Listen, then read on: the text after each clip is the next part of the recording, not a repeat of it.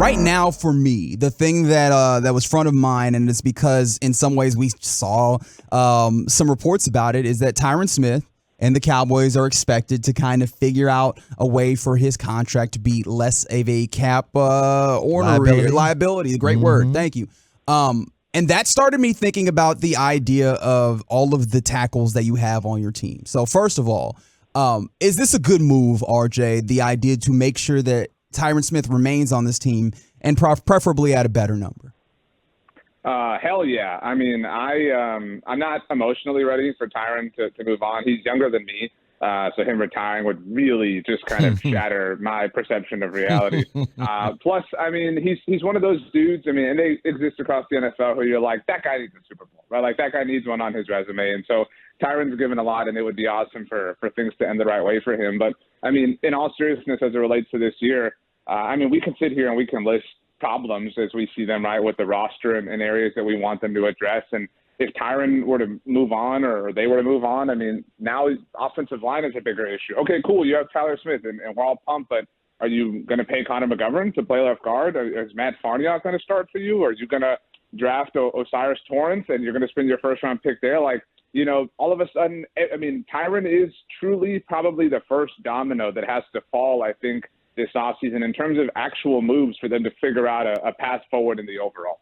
If you're going to try to project what this offensive line might look like, a lot of people are forgetting that they have an entire new offensive line coaching staff, and they apparently must want some Tyron Smith back. I want Tyron back here. I got the same reasons for you. Bobby Belt was saying maybe they envision a Jason Peters type role. Maybe he will start. It seemed like Tyler Smith was holding down his spot. Can you see him still lined up at all next to Zach Martin, or you think he's going back to the left side of the line?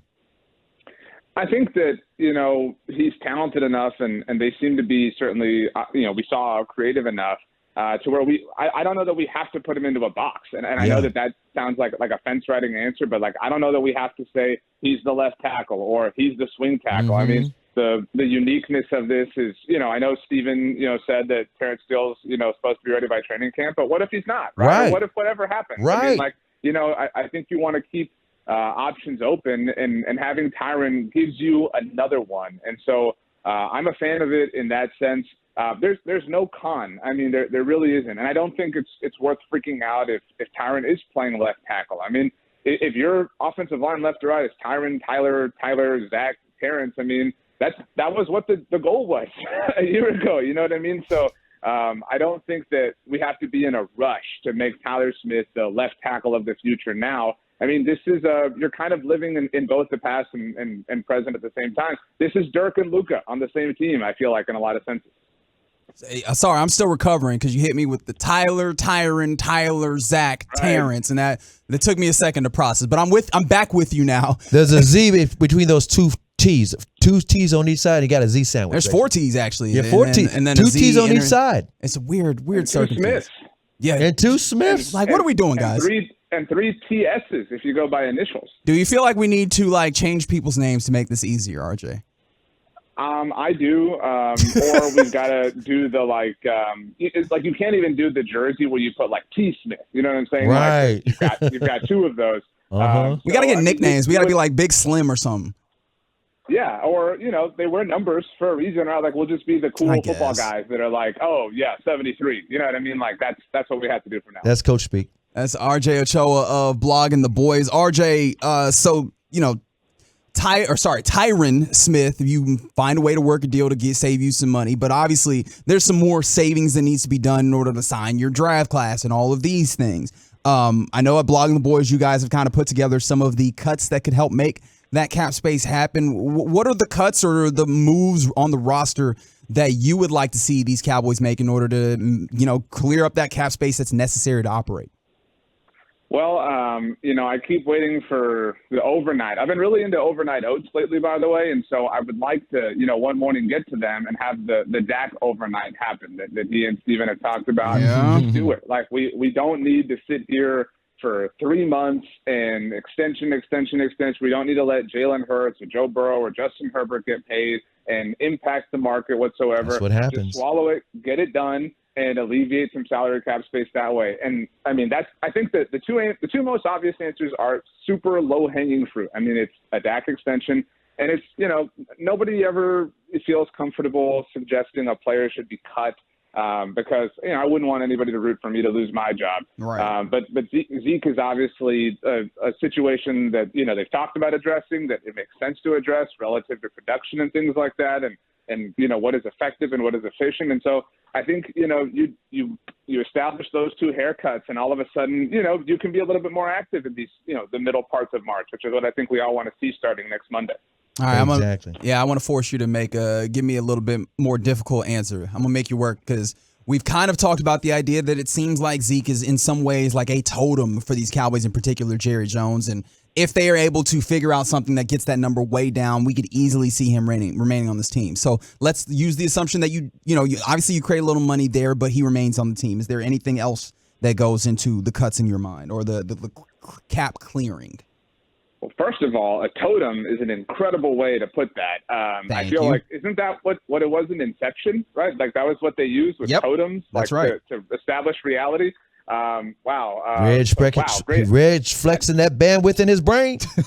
Yeah, Reg. Now I don't know how far deep we are, so I don't know if I'm asleep on the plane or at the snowy Himalayan mountains or whatever it is. I'm gonna go watch Inception now tonight. You know that you've done this to me, right?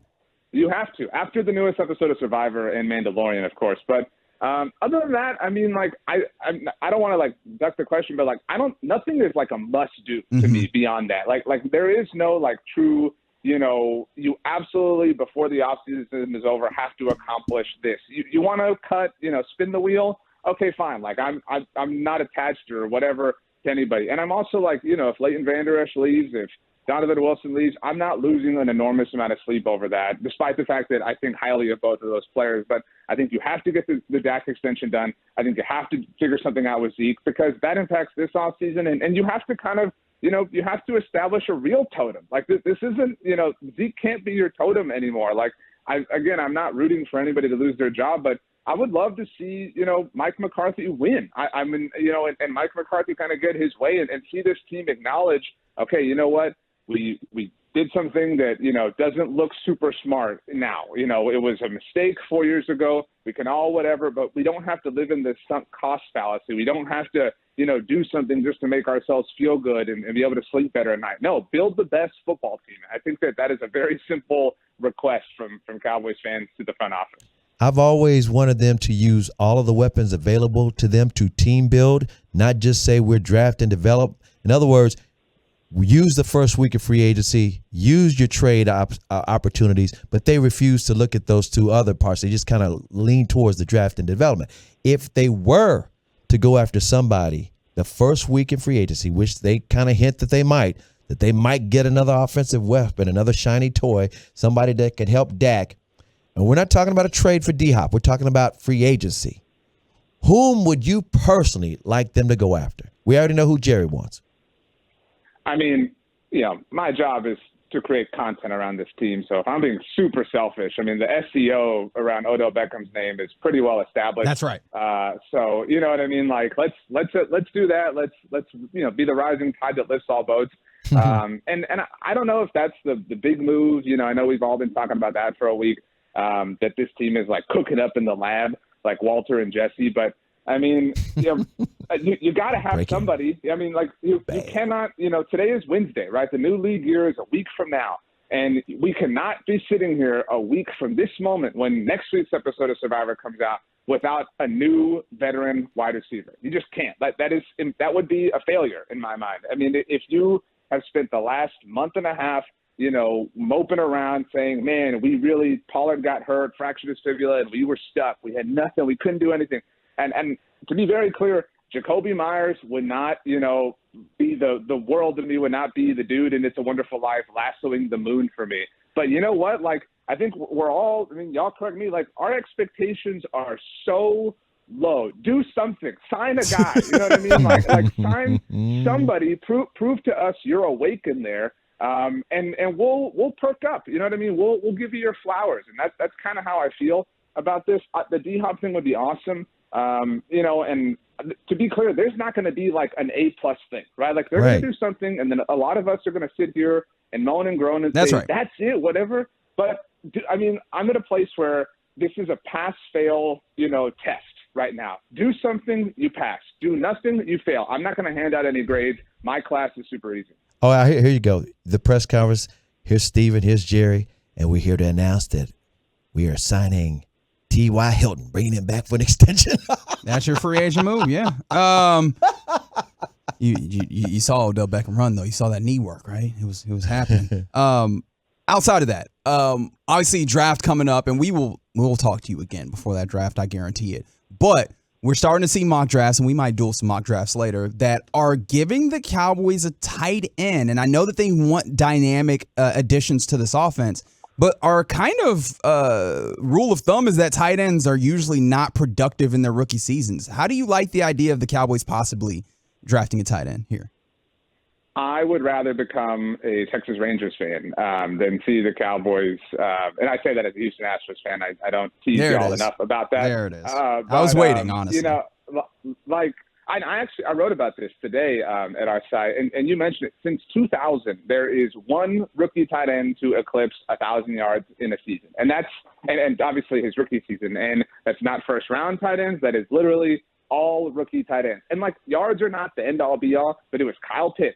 And he had one touchdown. So it's not like he was even, you know, lighting the world on fire. Gronk and Aaron Hernandez had the wonderful unicorn magical year in 2010 for New England.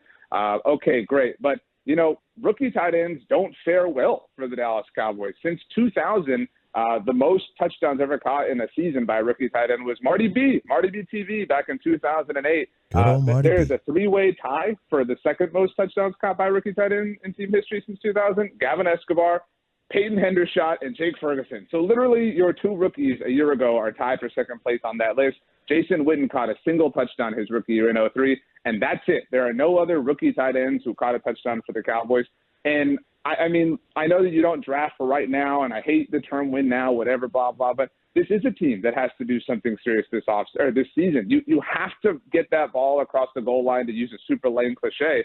And so, like, is that the way? Is that the path? Is that what's real? Is that what you were missing, you know, against San Francisco? Are you a Dalton Kincaid away from going to Philadelphia for the NFC Championship game? I don't think so. And to be clear, I don't think you're a one anything away. But I just, you know, and a lot of it depends, obviously, how the board falls. And that is a fence-riding answer. And that is important. I mean, you don't know what you're going to be staring at, but it's just so hard to see a world where that is the pick that makes the most sense in a world where they have to accomplish something this season. Totally agree with you. And I also want to remind all the Tolos and Cowboy fans out there, Jimmy Johnson said this.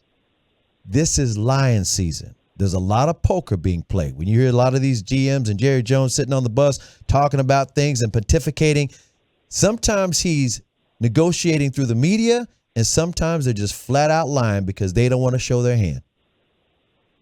Yeah, I mean, and that I thought it was silly how the world freaked out about McCarthy's "we want to run the ball" thing. Yeah, that's crazy.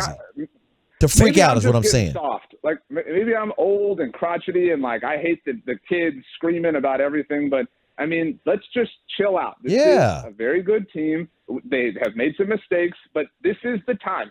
They have earned the benefit of the doubt from me for next week. I'm not going to, my pitchfork is put away in the closet. I know where it's at. You know what I mean? And so if we're sitting here a week from tonight and nothing's happened, hey, I have y'all's numbers. I'm texting you. We're meeting up and we're leading the riots. But right now, I think they have earned the ability from all of us to sit back and trust and see. I mean, I think another thing that gets lost, and I talked about this on one of our shows this week, everybody's sitting here like, okay, what free agents do the Cowboys have to keep? They absolutely have to keep Jonathan Hankins. If they lose Jonathan Hankins, I'm be pissed.